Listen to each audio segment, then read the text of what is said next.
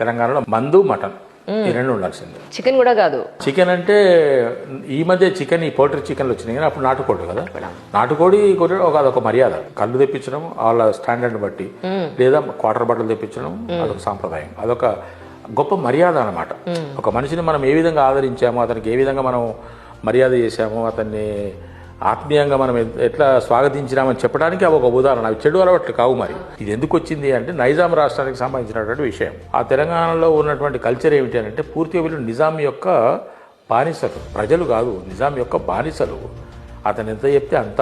దాంట్లో ఈ 7-8 నవాబులు ఉంటే దాంట్లో ఒకడు మంచోడు వచ్చాడు, ఒకటి చెడ్డోడు వచ్చాడు. ఆ విధంగా దోసుకోవడాలు, దాచుకోవడాలు, బాలవంతాలు చేయడం రకరకాలుగా జరిగినాయి కదా. అందువల్ల రేపటి గురించి ఇక్కడ ఆలోచన లేదు. ఈ రోజు మనం గడిపితే చాలు, దాచుకున్నవాడు వాడే తీసుకుపోతాడు కదా అనే దాన్ని బట్టి ఈ రోజు పని చేసుకోవడము, ఆ 4 డబ్బులు తెచ్చుకోవడము, అవి కూడా డబ్బులు మార్పిడి కూడా జరిగేవి కాదు మేడం. ద్రవ్య మార్పిడి లేదు, వస్తు మార్పిడే.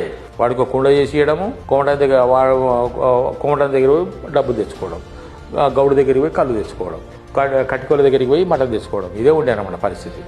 కాబట్టి ఎవరైనా ఇంటికి వస్తే ఒక మటన్ తీసుకురావడం, ఒక కళ్ళు తీసుకొచ్చి ఒక సీసా 2 సీసాలు ఆగిపిస్తే, కానీ అదొక గొప్ప మర్యాద.